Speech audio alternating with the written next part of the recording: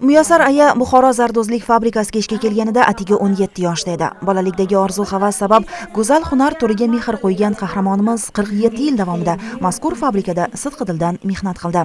Hech o'ylamas edimki, men hamma ishni o'rganib olaman.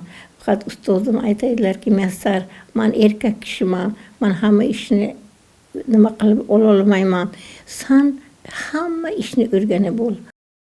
Muyassar Temirova butun umri davomida Buxoro zardo'zlik maktabining nafaqat sadoqatli davomchisi, balki bu hunar turiga ko'plab yangiliklar kiritgan ijodkor sifatida ham zardo'zlik maktabi tarixiga o'z nomini yozdi.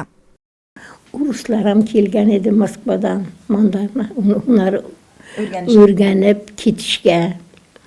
Qancha shogirdlaringiz bor? Ko'p bo'lsa kerak. Mingdan ham oshib ketgan bo'lsa kerak.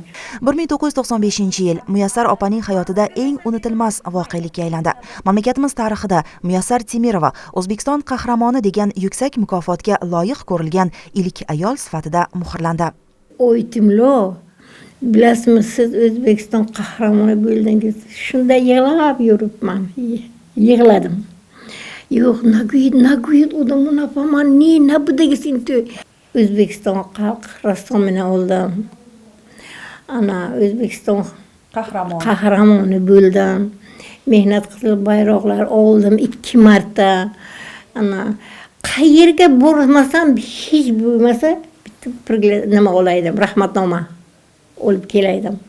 Bu yil 80 yoshni oralaydigan Muyassar aya hali hanuz o'z qo'llari bilan mana bunday san'at asarlarini yaratishda davom etmoqdalar. 80 yoshli Muyassar ayani bugun ham zardo'zlikning maxsus asbobi korchub yonida ko'rganlar hayratga tushlari aniq. Onaxon bugun ham yirik san'at asarlaridan tortib yangicha naqshlar uyg'unlashgan zardo'zlik mahsulotlarini maroq bilan tikadi, shogirdlari, nevara va evaralariga o'rgatadi. Uning hayotdagi eng yuksak maqsadi zardo'zlik hunari ortidan shon-shuhrat va martabaga erishish edi. Taqdir mehnatlari evaziga unga shunday sharafni tortiq etdi. Men shu uchun shuncha obro'ga ega bo'lganman deyman, ana shunda o'paman. O'paman. Hamma erishgan yutuqlaringiz shu zardo'zlik ortidan. Hamma yutuqlarim shu zardo'zlik ortidan.